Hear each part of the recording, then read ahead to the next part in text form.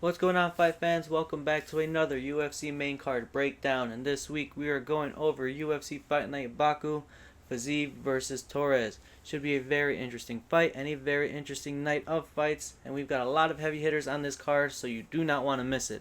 So without further ado, let's go ahead and jump into another cage conversation.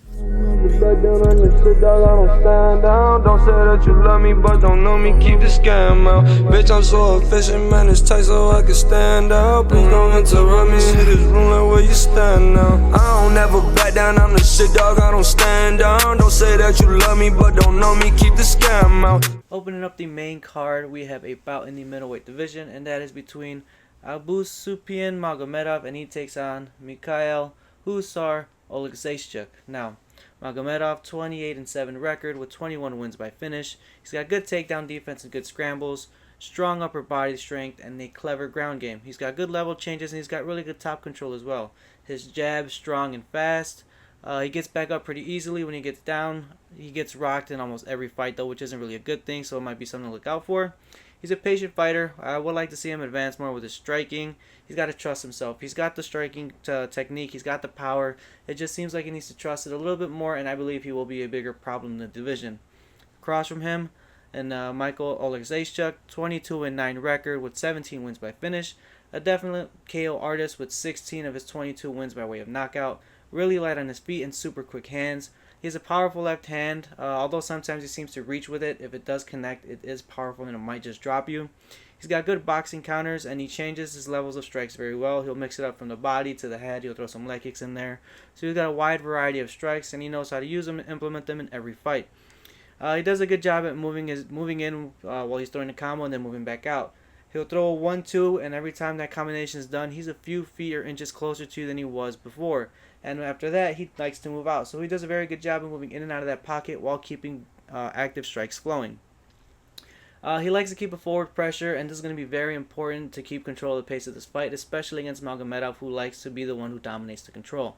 On this guy, though, Oleksiejczuk, his hand's a little too low, and his chin is up too high, kind of like one of those amateur fighters that's new to the sport, just swinging, looking over his punches. He's got to have a little bit more of a shell defense, in my opinion, but we'll see how this turns out on Saturday. Regardless, I'm still gonna go ahead and take Oleksiejczuk. I think his striking is way better, and the grappling may be pretty even in my eyes.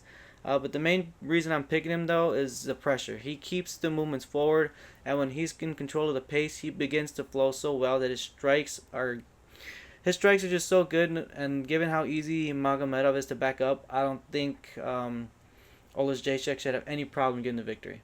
Up next in the middleweight division, we have got Ikram Aliskerov, and he takes on Bruno the Hulk Ferreira. Now, Ikram Aliskerov, 17-2 with 12 wins by finish. He's got a fast jab and does a good job at reading incoming leg kicks, so he tends to check them or get out of the way. He's got really good level changes as well. He's a very good grappler, but he can also put your lights out, so you can't really underestimate him in any aspect of the game. He does tend to get caught with overhands, and his gas tank fades dramatically. He also lacks striking combos. He throws a lot of 1-2s, and that's it. A lot of haymakers, a lot of big bombs. He just wants this fight over and done with as quick as possible, and honestly, I can't blame him. On the other side of the octagon, Bruno Ferreira, 15-3 record, 14 wins by finish. He is coming off of a KO loss against Gregory Rodriguez. He got caught, he got put out. But with all that being said, he still is very defensively sound. He's got a high guard, he likes to check leg kicks, and his takedown defense is always on point, and he's got a very good gas tank as well. He does advance well with his punches, and he moves very well off of that center line. He's not much of a sitting duck, so hitting him is kind of hard. Strong punches, he does a very good job of hiding his kicks between his punches. He's very comfortable with switching stances, and he's very comfortable with being on the ground and on the feet. So, just like Ikram, you can't really count him out anywhere because he's overall a good fighter, and you can't really have an advantage against him in any position. Because he's so active and loves to move off of his back, he doesn't accept any position where he feels he is the weaker man.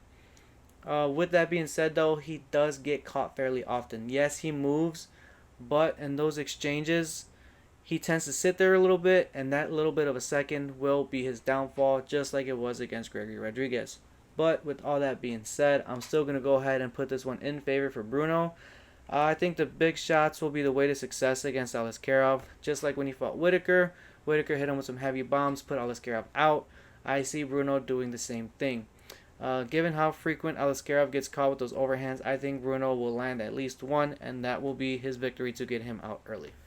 Up next in the flyweight division, we've got Asu Zulfikar Almabayev, and he takes on Charles Energy Johnson.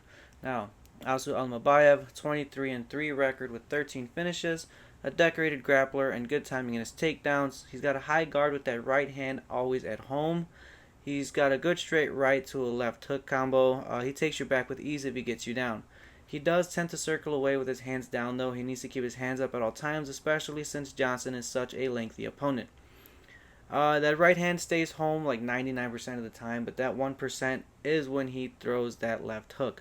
When he throws that left hook for that combination, his right hand drops, and he's got to be very, very sure to keep that up against Johnson. His head on that center line, never really moves away from it, and he's not too comfortable fighting on the back foot. Charles Johnson, on the other hand, 19-8 record with 11 finished wins. Very tall and lengthy flyweight, and he knows how to utilize these attributes. He always throws on the brakes of clinches and takedown get-ups. He's always moving his head. It's not always to evade strikes, but he also uses it to set up his own strikes to make you think he's going one way, but really he's going to go the other. He doesn't really have an ordinary style of fighting. He's very unpredictable, and he throws things from anywhere. He's very resilient to takedowns. He's a very good wrestler, so taking him down is a little bit of a task. His hands do pack power, and he does a good job at throwing those front body teeps. He does not have a poker face, though. When he gets caught, you will know it. You'll see it because he gets dazed, he gets wobbled, and then he retreats. It does take a little bit to find his groove and get things going. He's a little bit of a late starter. He can't underestimate the striking abilities of Almabayev. His takedowns, yes, he's a good wrestler, but sometimes his attempts, they're very telegraphed. You can see him coming from a mile away, especially his desperation shots. They are not the cleanest, and they're just very, very poor. He does need to be more defensively sound when he gets hurt. He tends to just run away with his hands down or just find any way to get away from any action. He's got to be a little more technical, a little more of a shell, ball up, try to grapple. You don't necessarily have to take him down, clinch up, but he's got to do a little more defensive work when he gets hurt. But regardless on this one, I'm still going to go ahead and take Charles Johnson. I think his length and his wrestling defense will do him well and allow him to outstrike Almabayev. Another factor on why I think Johnson's going to take it is due to Almabayev's habit to leave exchanges, grappling scenarios, and clinch positions with his hands down. Johnson always fires something off the break, and this is something Almabayev needs to be cautious of. If not, it will be lights out, just like it happened to Joshua Van and over Lonnie Kavanaugh. He caught him the same way off of breaks. He caught them with something unexpected when they left their guard down, and then he came out victorious. So Almabayev, be ready for those breaks. If not, I think Johnson will put you away. Up next in the lightweight division, we've got Nazim Black Wolf Sadikov versus Mateus Jaguar Camilo. Now, Sadikov, 11-2-1 record with 10 finishes and 1 draw. A KO specialist with 8 of his 10 finishes by way of knockout. He is a tall fighter with a wide stance, very comfortable switching stances, really light on his feet. He moves well, and he's got great striking. He defends very well when he gets hurt, and he immediately tries to get up when he gets taken down. But if his initial effort to get up is denied, he then struggles to get up after this. It's kind of like you break his moral if you don't let him get up that first time he tries. He is too much of a patient fighter, though. He needs to be a little bit more aggressive, and he needs to get going early on. He can't sit back and wait. He also ducks his head when he throws those half-hearted shots, and it's a very bad habit that he's got, and he really needs to break it. Now, against from him is Mateus Camilo, a 10-3 record with 6 wins by finish. He is only 1-1 in the UFC, but he's got strong punches. He powers through with his takedowns. He's got very heavy top control, and he favors that heavy right hand. Not much output from him. Yes, he has his burst and he picks his shots, but he needs to bump up the activity if he wants to challenge Sadikov. He is also very flat-footed, and his leg kicks may be an issue for him because he doesn't like to check them. He tends to eat a lot of them in his fights. So with this one, I'm going to go ahead and pick Nazim. I think he'll find the striking range and just pick apart Camilo. I see Camilo too patient, and I don't think that will change. And given how Nazim tends to pick up the pace, I think he will realize success early on, and then he'll begin to have faith in himself and unleash a world of fury against Camilo. For our co-main event of the night is going to be in the middleweight division, and we've got Sharapuddin Bullet Magomedov, and he takes on Michel Demolador Pereira. Now, Shara Bullet, 16-1 with 12 wins by KO. He is quick and moves constantly side to side, and he likes to cut those angles. He throws a lot of feints. He's got good striking, and they pack speed and power. He's got very strong leg kicks, and he likes to throw off the brakes. He also's got good clinch work. He is pushed back fairly easily, though. His hand's too low, and he doesn't do well if you stay in his face and keep the constant pressure. Across from him, Michel Pereira, very heavy hitter, always throwing bombs, good job at checking leg kicks. He does have capoeira in his arsenal, so those funky type of strikes, you might even see a few of them on Saturday. His hands, though, looking kind of low. He's got to pick them up a little bit. Those hooks tend to land on him fairly often. He lunges in with his overhands, and he's not the quickest middleweight on the roster. His striking could use some speed work, but the power is obviously there. It seems like taking him down, not much of a problematic task either, and his gas tank is very, very questionable. I see this one going into the third round with a KO win in favor of Shara Bullet. I think his striking will be utilized very well early on, and it'll start to wear down Pereira. This eventually will lead to the final blow, putting him down and out. They both seem to noticeably slow down as the fight goes on, but I think it shows more on Michel, and I think that's why he's going to be taken out in the later rounds. For our main event of the night, it's going to be in the lightweight division, and we've got Rafael Ottoman Fiziev, and he takes on Manuel El Loco Torres. Now, Rafael Fiziev, 13-5 record with 9 of his 13 wins by way of finish. His recent form has been very rocky. He's going 1-5 in his last 5 fights, and his most recent win over Ignacio Bahamondes. But this is to be taken with a grain of salt. He's not a fighter that you really ever want to underestimate. He's an absolute unit with KO power. He likes to throw leg kicks the entire fight.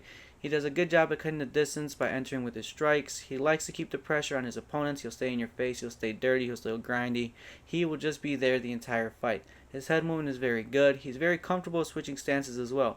He makes his opponents pay for every one of their misses. If you miss a strike, he will counter it, and he will make you pay and make you not want to miss another strike.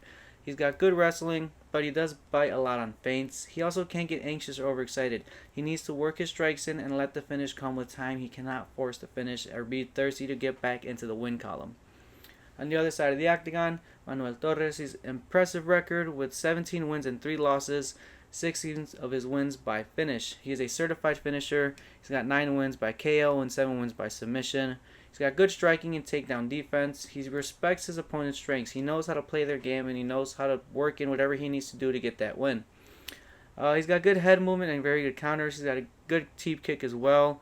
Accurate and strong strikes. He's got a very quick 1-2, and it's very, very dangerous. He's got good ground game, and he enters sometimes and he overreaches with his head high. He's got to be on the cautious of that, especially with someone who's a good counter striker like Fiziev. He's a patient fighter, and he seems to get frustrated when he gets caught. He needs to be calm, and he needs to be a little more relaxed in scenarios like that. He needs to take a second to process what just happened and realize how it happened and how to not let it happen again. When he gets hit, he immediately sparks and wants to get you back. Yes, that's valid, that's fair, but sometimes you got to be cautious. Take a breath, recover, and then you can keep moving forward. With that, he also does get stunned fairly easily, and if you can read his tendencies, stunning him will not be a problem. Ignacio Bahamondes did this to him. He caught him reaching in with that 1-2. All it took was a step back, counter right hand, happened twice, and that was all she wrote. But for this one, still, it's going to be a little bit of unpopular opinion, but I think Manuel Torres will come out victorious. I think he's more than capable of getting this one done early. Given Fiziev's recent form, I think Torres has what it takes to get the win with the striking and the grappling. I might even be confident enough to call this one a finish win by Torres, whether it be submission or finish. But I do see Torres getting his hand raised and this one not going the distance. Alright, fight fans, that's all we've got for this week's video. A little recap of the Vultures Pick 6 for this week's main card are Michael Oleksiejczuk, Bruno Ferreira, Charles Johnson, Nazim Sadikov, Shara Bullet Magomedov, and Manuel Torres. Don't forget to smash that like button, comment down below who you think will be winning in the main card. Subscribe here if you're new and hit that little bell icon so you never miss a future video. And with all that being said, thank you guys for tuning in, and we'll catch you all next time for another Cage Conversation.